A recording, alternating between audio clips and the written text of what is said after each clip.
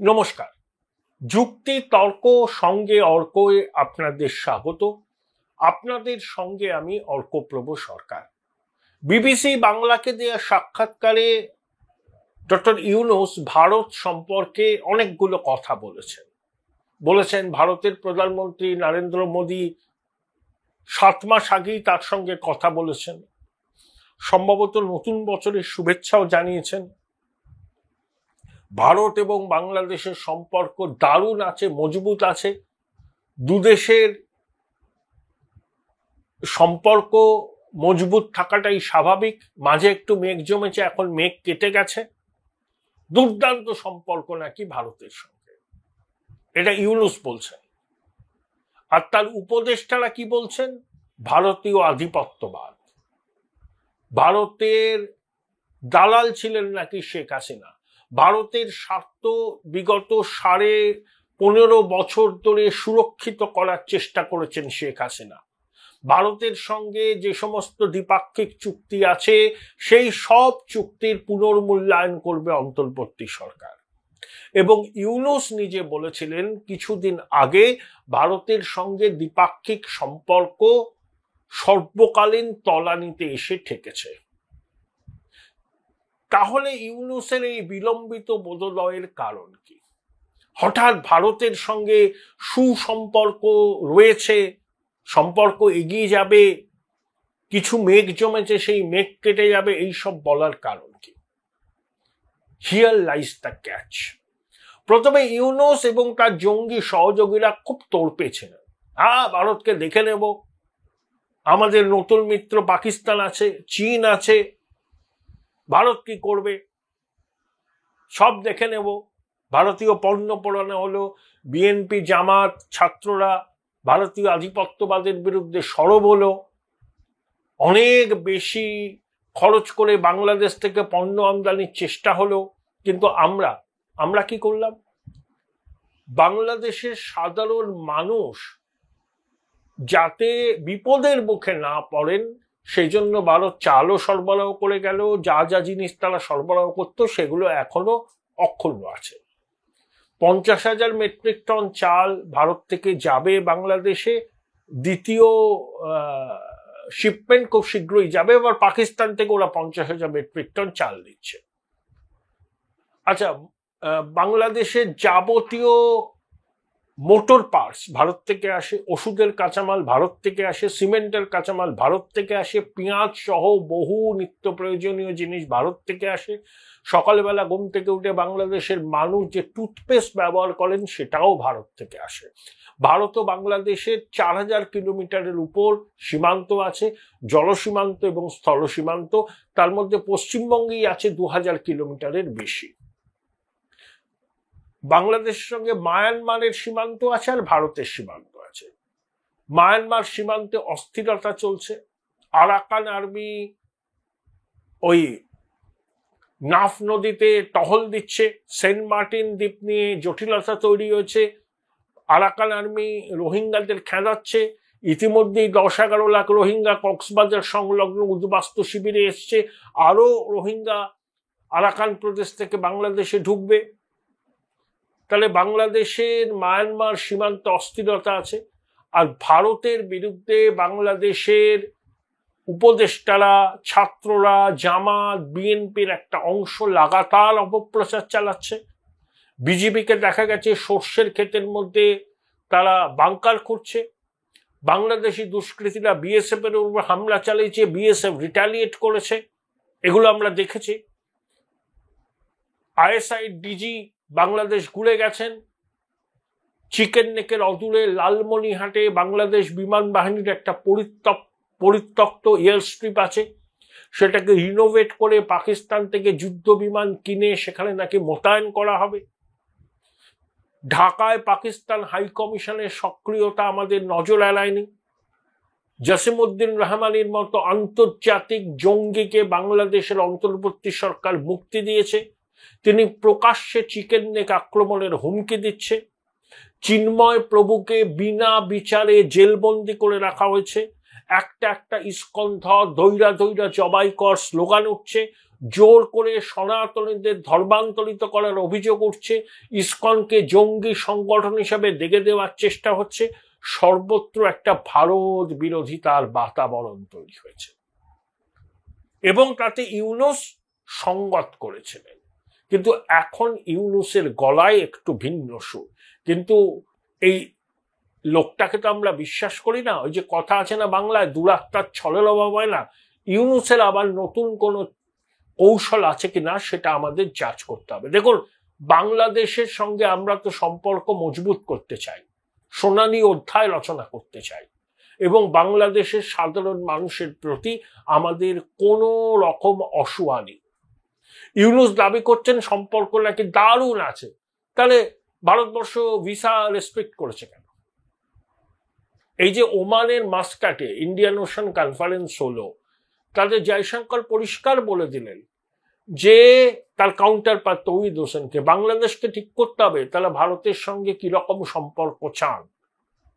Terrorism, এক্সট্রিমিজমকে যেন স্বাভাবিক হিসাবে বাংলাদেশ মনে না করে, তারা যেন এটাকে জলভাত বলে না ভাবে।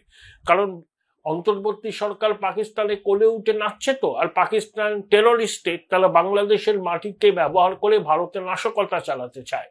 তাই জয়শঙ্করের স্টার্ন ওয়ার্নিং যে সন্ত্রাসবাদ, নাশকতাকে বাংলাদেশ যেন জলভাত বলে না ভাবে। এই আবহে ইউনূসের হঠাৎ ভারত সম্পর্কে নরম অবস্থান। তার কারণ আছে। বাংলাদেশের অন্তর্বর্তী সরকার মরিয়া হয়ে গেছে প্রধানমন্ত্রী নরেন্দ্র মোদীর সঙ্গে প্রফেসর ইউনূসের একটা দ্বিপাক্ষিক বৈঠক যাতে হয় সেটা নিশ্চিত করার জন্য। এখানে একটা সমস্যা আছে, কূটনৈতিক সমস্যা। ইউনূসের পদের কোনো সাংবিধানিক বৈধতা নেই। গণপ্রজাতন্ত্রী বাংলাদেশে কোনো মুখ্য উপদেষ্টা বলে পদ থাকতে পারে না। একটা পদের সৃষ্টি হতে পারে, সেই পদের সাংবিধানিক বৈধতা কি? 25 বছর 26 বছর আগে পিছিয়ে যান, পারভেজ মুশারফ নওয়াজ শরীফকে কু করে ক্ষমতা দখল করলেন। তার কিছুদিন পরেই আগ্রা সামিট, জেনারেল মুশারফের দ্বিপাক্ষিক শীর্ষ বৈঠক করার কথা, কিন্তু তিনি দেখলেন যে নওয়াজ শরীফকে ক্ষমতাচ্যুত করে মুশারফ নিজের ডেজিগনেশন কি দিয়েছিলেন আপনারা মনে করুন, বলেছিলেন যে chief executive of Pakistan. Join Indian Institute of Hotel Management now. Right choice, right decision. কিন্তু একজন চিফ এক্সিকিউটিভ অফিসার কিভাবে 140 কোটি দেশের নির্বাচিত প্রধানমন্ত্রীর সঙ্গে শীর্ষ বৈঠক করতে পারে?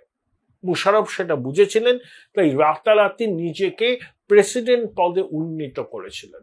অর্থাৎ কোনো কূটনৈতিক প্রোটোকল বাধা হয়ে দাঁড়ায়নি বাজপেয়ীজি এবং মুশারফের শীর্ষ বৈঠকের মাঝে। কিন্তু ইউনূসের সামনে সে অপশন নেই। বাংলাদেশের রাষ্ট্রপতি আছেন, সংসদ ভেঙে গেছে, প্রধানমন্ত্রী নেই। রাষ্ট্রপতি সরে না গেলে ইউনূসের পক্ষে রাষ্ট্রপতি হওয়া সম্ভব নয়। তাহলে একজন চিফ মুখ্য উপদেষ্টা কিভাবে নরেন্দ্র মোদী, যিনি ভারতের নির্বাচিত প্রধানমন্ত্রী, 3 বারে তার সঙ্গে শীর্ষ বৈঠক করতে পারে? এটাই তো সমস্যা। আমরা এই অন্তর্বর্তী সরকারকে পূর্ণ কূটনৈতিক স্বীকৃতি দিইনি। আমাদের অবস্থান খুব স্পষ্ট। বাংলাদেশে যখন নির্বাচিত সরকার আসবে, সেই সরকারের সঙ্গে আমরা সব রকম কূটনৈতিক সম্পর্ক গড়ে তুলব।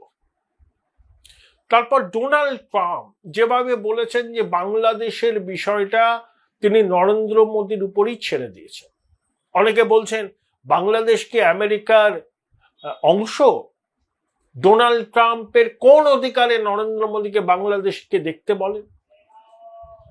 আর একটা জিনিস, যদি ডোনাল্ড ট্রাম্পের সেদিনকার বক্তব্য শোনেন আপনারা, তিনি বলেছিলেন যে র্যাডিক্যাল ইসলামের বিরুদ্ধে আমেরিকার যে লড়াই, সেই লড়াইয়ে ভারত আমেরিকার সঙ্গী। তাহলে বাংলাদেশে এখন র্যাডিক্যাল ইসলামের বারবারন্ত, নিষিদ্ধ জঙ্গি সংগঠন ডালপালা বিস্তার করছে। নিষিদ্ধ হিজবুত তাহরিরের সদস্যরা ইউনূসের প্রশাসনের অংশ। খিলাফত প্রতিষ্ঠার আন্দোলন চলছে, তৌহিদি জনতার নামে ধর্মনিরপেক্ষতার কাঠামোকে আক্রমণ করা হচ্ছে। তো র্যাডিক্যাল ইসলাম আমাদের নাকের ডগায় ডালপালা বিস্তার করবে, আমরা তো আর চুপ করে বসে থাকবো না। এবং আমেরিকা নিজেও র্যাডিক্যাল ইসলামের শিকার, আমরাও শিকার। তাই আমরা জোটবদ্ধ হয়ে এই র্যাডিক্যাল ইসলামকে শিখর থেকে ওপড়ানোর কাজ শুরু করেছি। সেই জন্য বাংলাদেশের বিষয়টা নরেন্দ্র মোদীর হাতে তুলে দিয়েছেন ডোনাল্ড ট্রাম্প। এতেই ঘুম উড়েছে ইউনূসের। ইউনূস বুঝতে পারছে যে ওই ডেমোক্র্যাট প্রশাসন থাকলে ক্লিন্টন লবির সহযোগিতা তিনি পেতেন, আমেরিকার ডিপ স্টেটের সহায়তা পেতেন, সোরেসের ওপেন সোসাইটির সহায়তা পেতেন।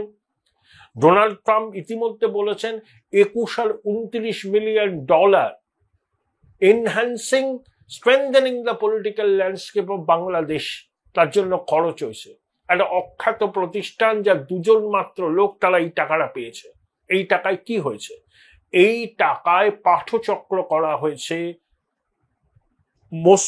মগজ তোলাই হয়েছে এবং 5 বছর ধরে ওয়েল প্ল্যান ডিজাইন করা হয়েছে কিভাবে শেখ হাসিনার জমানাকে উৎখাত করা যায়। গার্ডিয়ান নিউজ পেপার অনেকদিন আগেই এটা বলেছিল। ন্যাটো বাহিনীর বুলেট কিভাবে আহত নিহতদের শরীরে আসে, যেটা ব্রিগেডিয়ার সাখাওয়াত একেবারে শুরুতেই বলেছিলেন। তিনি যখন কঙ্কালটা বার করে দিলেন তখন রাতারাতি ব্রিগেডিয়ার সাখাওয়াতকে স্বরাষ্ট্র মন্ত্রক থেকে সরিয়ে বস্ত্র মন্ত্রকের উপদেষ্টা করা হয়েছিল। অর্থাৎ ইউনূস জানেন জঙ্গি ভারত বিরোধিতা করলে তার খুব মুশকিল। তাই ভারতের সঙ্গে সম্পর্ক মজবুত করতে হবে। এবার দেখবেন তিনি আরো টোন ডাউন করবেন, আরো টোন ডাউন।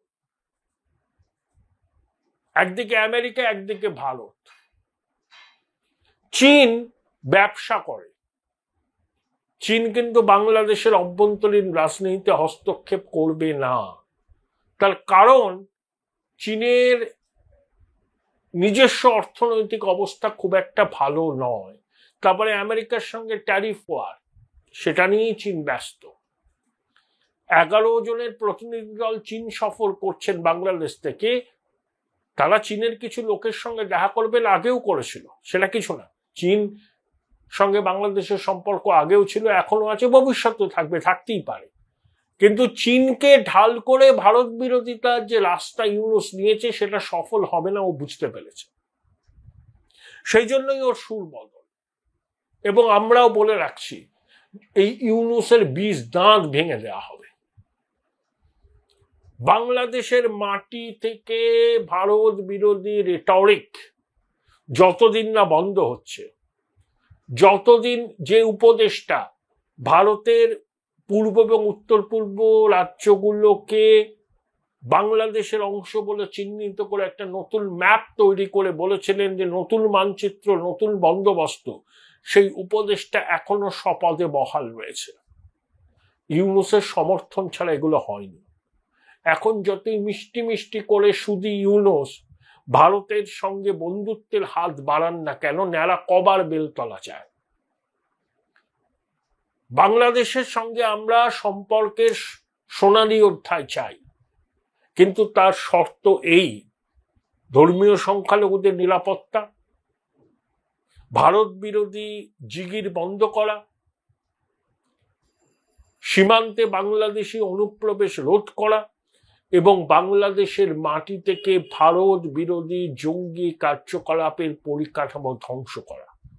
এসব প্রিকন্ডিশন, এই প্রিকন্ডিশন ফুলফিল হলে পরেই আমরা সেকেন্ড থট দেব।